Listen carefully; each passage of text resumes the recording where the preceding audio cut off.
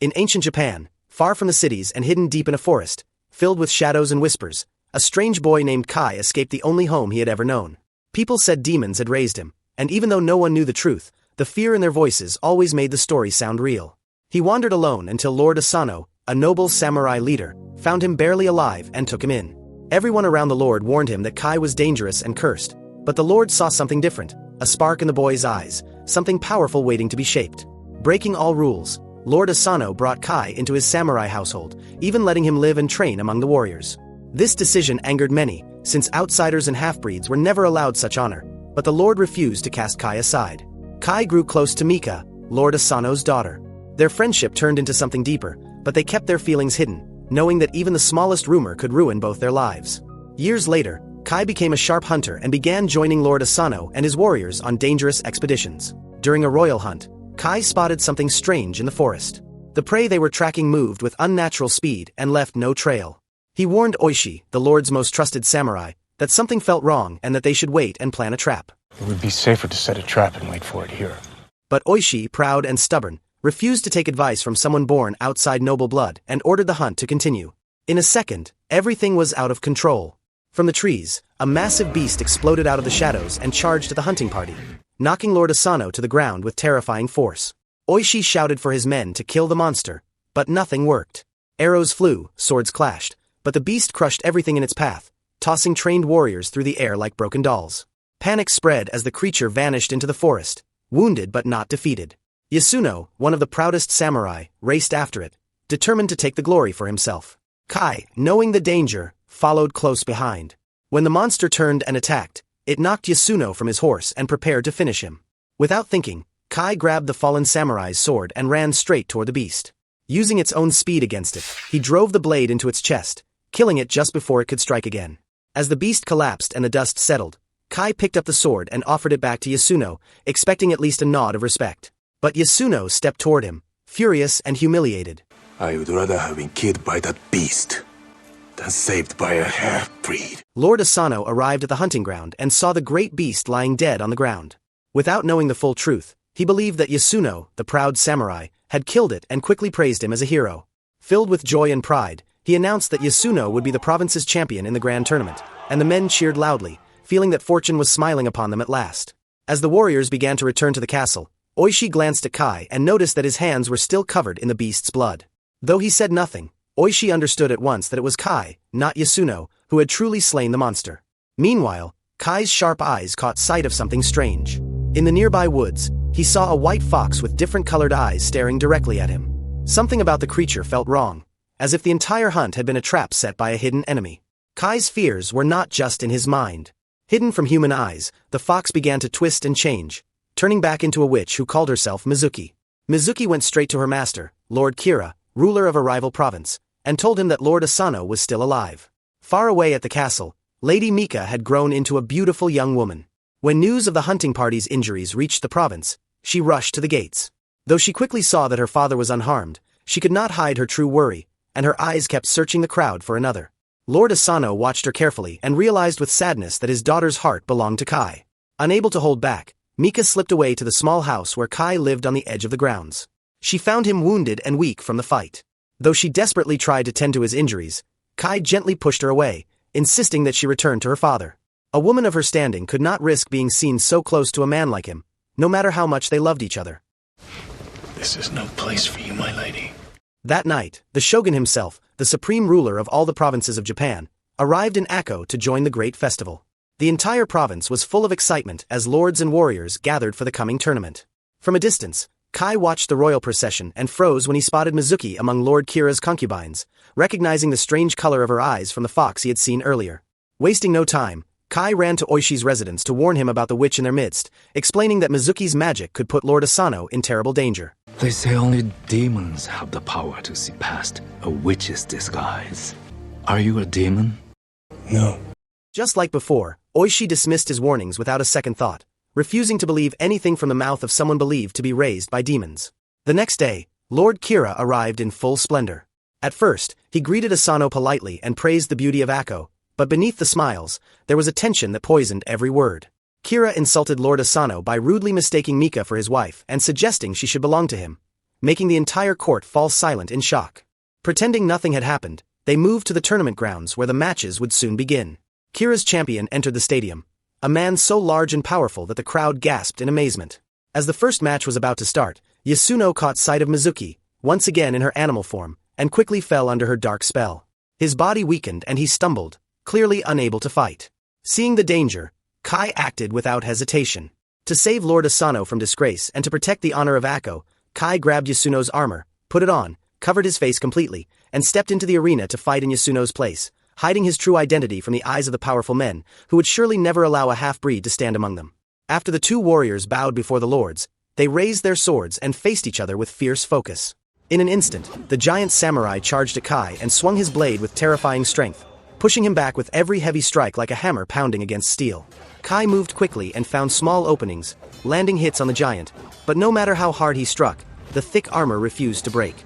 Then his sword finally snapped into pieces when it struck the armor again, and before Kai could react, the giant slammed into him and sent him flying out of the ring. As he hit the ground, his helmet rolled off and the crowd gasped in shock as they realized Kai was not a samurai, but a half-breed outsider. The shogun rose in anger and stormed into the arena, filled with fury that a man of low birth had entered the sacred fight. He ordered Kai to be executed, but before the guards could move, Mika rushed to the ring and shielded Kai with her body. Lord Asano begged the shogun for mercy. The shogun gave no reply, simply walked away with cold rage, and commanded that Kai be punished. The samurais of Akko were forced to rip the armor from Kai's body and beat him in front of everyone. The blows came one after another until Kai lay unconscious and broken on the ground. That night, Mizuki whispered lies into Kira's ears and told him that Asano's mind was damaged by shame and now was the best time to destroy him. Using blood from Kira's hand, Mizuki summoned a magical spider, a creature filled with poison. Moving through the shadows, Mizuki snuck into Asano's chamber and released the spider, letting its venom enter his body. Soon the poison twisted his mind and made him see horrifying things. In his madness, Asano imagined his daughter being taken by Kira, and his rage exploded. He grabbed his sword and rushed into Kira's room, where he was about to slash and wound the man, but before anything could happen, the guards dragged him away. The palace woke in chaos, and when the shogun arrived and heard what happened, he declared that Asano must die for attacking a guest under his roof. But instead of a dishonorable death, the shogun allowed Asano to die by seppuku, the sacred ritual of a samurai. His family watched in tears as he knelt, took the blade, and ended his life with honor. After Lord Asano's death, the shogun announced that Mika would be married to Kira in order to mend the conflicts between the two houses, but only gave her 1 year to mourn for her father's death. The shogun then forbade Oishi and his men from seeking revenge and declared they were now ronin without a master. Their fate was now in Kira's hands. Without wasting time, Kira took over the province of Akko, banished the ronin, and dragged Kai away in chains to become his slave, while Mika stood helplessly and watched everything fall apart. To finish what he started, Kira threw Oishi into a dark prison cell, hoping the silence and suffering would destroy the last spark of revenge left in the loyal warrior's heart. 1 year passed, and Kira's men finally dragged Oishi out of the underground prison and dumped him on the streets. His wife and son quickly found him and brought him to safety. When he woke up, he learned that everything had changed. All the samurai had been scattered, Kai had been sold as a slave, and the province no longer belonged to them. Without wasting time, Oishi told his son to get the horses ready. We need 3 horses. Now. They rode without stopping until they reached the Dutch islands. There, Oishi found a brutal fighting pit, and in the middle of the arena, Kai was locked in a deadly battle with a massive beast-like fighter. Every attack from the creature was meant to kill, but Kai dodged, struck back, and finally slashed across its stomach before cutting off its head, wrapping up the fight with the crowd going wild. As soon as the battle ended, Oishi stepped into the ring and tried to speak with Kai, but Kai lunged at him with rage. He blamed Oishi for what had happened to Lord Asano and refused to listen. The two men clashed, anger bursting between them, but the fight stopped the moment Oishi mentioned that Lady Mika was still alive and being held prisoner. That one truth broke Kai's anger. Together, they turned on the slave masters and fought their way through the arena, burning the whole place down before escaping under the night sky. Once they reached safety, Oishi revealed the truth. Mika would be forced to marry Kira in just 1 week. He had a plan to gather every surviving samurai and take revenge for their master's death. With deep regret, he apologized for not believing Kai about the witch and asked him to join the mission. I don't know who or what you are, but I need your help. Kai, filled with purpose again, agreed. They rode to a hidden meeting place where the last remaining ronin had gathered, each one ready to follow Oishi once more. He told them that Kira would leave the castle soon to visit his ancestors and receive blessings for the marriage, and that was when they would strike. One samurai was sent to spy and learn the exact date of Kira's journey, while the others went with Oishi to gather weapons. But when they reached the nearest town, they found it locked down by Kira's guards, and every shop and forge was under watch. No one could get weapons. That night, Kai shared an idea. There was another way to get weapons, but it meant venturing into the Sea of Trees, a cursed forest filled with demons called the Tengus. With no other option, the Ronin agreed. They rode into the thick forest where sunlight barely touched the ground and arrived at a huge statue of Buddha buried in the woods. Kai told everyone to stay behind, except for Oishi, who followed him deeper into the forest. Inside a dark cave, Kai warned Oishi that no matter what happened, he must not draw his sword. Whatever happens in there, whatever you see, don't draw your weapon. Oishi nodded, unsure of what was to come. They entered the next chamber and found monks kneeling in silence before the giant Buddha statue. Kai walked past them, deeper into the mountain, and left Oishi behind. Inside a smaller cave, Kai found a single glowing katana placed in the center of the room. A Tengu demon stepped forward from the shadows. It was Kai's former master, the same one he had escaped from many years ago. The demon welcomed him back and questioned why he would return to help those who had once hated him. Kai replied with calm honesty, saying those men were trying to do something right. The demon tried to break his spirit, reminding him that the world had nothing left to give and that he would never be with Mika. No matter what you do, Mika will never be yours in this life. But Kai stood firm and accepted that fate. He promised that even if he could not be with her in this life, he would find her in the next. Impressed by his determination, the demon challenged him. If Kai truly wanted the blade, he would have to take it. Both of them lifted into the air using their magic, flying toward the sword, but it was Kai who reached it first. He grabbed the weapon, and in that moment, the student finally surpassed the master. Back inside the forest, Oishi turned to see that his men had entered the temple even though he had warned them not to. Among them, Yasuno stepped forward and pulled out a sword when he noticed strange creatures lying still on the ground. Suddenly, the demons rose and started attacking the samurais using dark magic that made them impossible to hit. One by one, the Ronins were struck down by invisible forces, falling helplessly around Oishi. Seeing the slaughter, Oishi felt his hand go toward his sword, his instincts telling him to fight back. But just before he acted, he remembered Kai's warning to never draw his blade inside the temple. So he held back, struggling against his own fear, until every one of his men had fallen. Then everything changed. The temple returned to silence, the demons disappeared. It had all been an illusion, a final test from the Tengu demons to see if Oishi could control himself. Because he had passed, dozens of gleaming katanas suddenly appeared before them, proving that they had earned the right to bear the sacred blades. With their weapons in hand, the group left the forest and traveled to the farmhouse where the other Ronins were hiding. Not long after arriving, one of the samurais returned with urgent news. Kira would be leaving for the shrines that night. This was the moment they had been waiting for. Oishi quickly gathered all the men and prepared them for a surprise attack.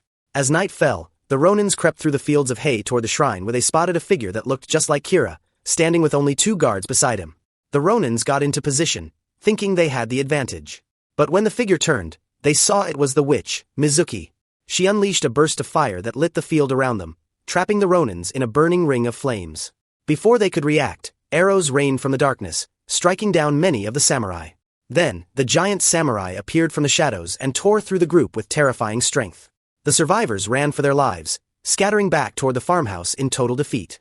Once they made it back, Oishi stood in silence, filled with guilt and hopelessness. He asked what they were supposed to do now, their ambush ruined and so many lives lost. But Kai stepped forward and reminded him that all was not lost. They still had the weapons, and more importantly, they still had the element of surprise. We still have swords and the advantage of surprise. Kira thinks we're ghosts. We can use that, turn it to our advantage. The next morning, while watching the road near Kira's castle, Kai spotted a group of wedding performers on their way to the ceremony. That moment sparked a new idea. The Ronins ambushed the group and took their clothes, disguising themselves as entertainers so they could slip inside the heavily guarded fortress without being noticed. That night, the Ronins passed through the gates dressed in costume. They joined the performers inside the castle while the guards watched without suspicion. Meanwhile, Lord Kira sat beside Lady Mika, ready to begin the wedding that would give him full control over Akko. The guests watched the entertainment without realizing danger was close. On stage, Oishi and the others danced and played their parts to distract the crowd. Behind the scenes, the hidden Ronins quietly grabbed their swords and moved through the fortress, taking out guards silently and quickly. As the performance continued, Oishi stepped closer and closer to the stage where Kira sat. His blade, hidden within a prop, was now within reach. The moment felt right. He grabbed the weapon and rushed forward to strike. But just as he lunged, an arrow pierced through the air and knocked him back. The guards had spotted him. Panic erupted in the hall. The guests screamed, and chaos exploded as everyone realized the wedding had been a trap. As soon as the Ronins stormed the castle, they clashed with the soldiers in a violent fight, while Kira panicked and fled, dragging Mika with him to hide inside the castle halls. Before the Ronins could follow, the giant armored samurai came charging at them like he was out to wreck everything in sight, but the trap they had set earlier exploded beneath his feet, blowing him apart and clearing the path forward. Kai and Oishi pushed ahead together, slicing through wave after wave of enemy guards who tried to block their way. Every corner turned into a fight, but neither man stopped, determined to end the battle. In the chaos, Mika managed to break free from Kira and sprinted in the opposite direction, desperate to escape the madness. Realizing his advantage slipping away, Kira abandoned everything and ran deeper into the castle, focused only on saving himself. Oishi took a different path, chasing the fleeing lord, while Kai turned toward Mika, fighting off more guards as he raced to reach her. Mika burst into the open courtyard and then she saw Kai. Without thinking, she ran to him, and they finally embraced each other in the middle of the battlefield. But just as they held each other, a ghostly white kimono floated through the air and landed between them. The fabric shimmered, then shifted into the terrifying form of the witch Mizuki, who had come to kill them both. As she walked toward them, her body began to change again, stretching and growing into a monstrous dragon that hovered in the air, its eyes burning with rage. The creature lunged at Kai with a roar, forcing him to fight for his life. He blocked her attacks and struck back with precise swings, managing to wound her and drive her back, at least for the moment. He shouted for Mika to hide behind the courtyard wall while he prepared himself for one final battle against the dragon. Meanwhile, Oishi reached the next chamber and saw Kira trying to hide in the shadows. Without hesitation, Oishi burst through the thin walls, swinging his blade and forcing the cowardly lord to retreat further inside. He chased Kira across the room and struck him down, sending him tumbling across the floor as he tried to crawl away. Fueled by anger and the memory of his fallen master, Oishi threw the man down and kicked him until he could no longer move. Then he pulled out the same blade their lord had once used to end his own life and drove it straight into Kira's heart. Without hesitation, he followed with a clean strike that severed Kira's head. Oishi walked back outside, covered in dust and blood, holding the severed head high for everyone to see. As the Ronins gathered, they stared in silence at the proof of victory. The soldiers who had once fought for Kira dropped their weapons and surrendered without another word. The battle was finally over. Their lord's honor had been avenged. As the battle inside the burning castle raged on, Kai faced the dragon alone. He struck its face again and again, but the creature roared in fury and unleashed a stream of fire from its mouth, meant to burn everything in its path. Kai raised his blade and split the flames apart, using the sword's power to make the dragon's magic useless. He moved in to finish it, but the dragon caught his katana in its claws and flung him high through the air, slamming him to the ground far from his weapon. Roaring with rage, the dragon turned toward Mika, ready to destroy her. For a moment, it seemed like she would be its next victim. But Kai, bruised and bloodied, called upon the Tengu magic within him. The sword flew to his hand, and he sprinted with everything he had left, leaping into the sky as the dragon lunged. With one final strike, he drove the blade through the monster's head.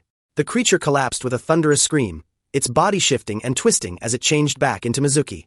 Her magic faded with her dying breath, and the threat that had haunted them was finally gone. The Ronins made their way back to Akko, where they stood together before their fallen lord's grave.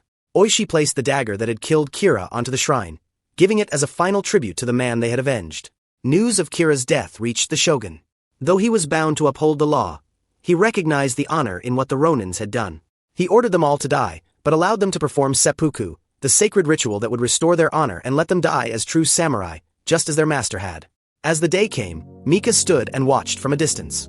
Tears filled her eyes as Kai and the others prepared for the final ritual. Her heart ached knowing she would never see him again in this life.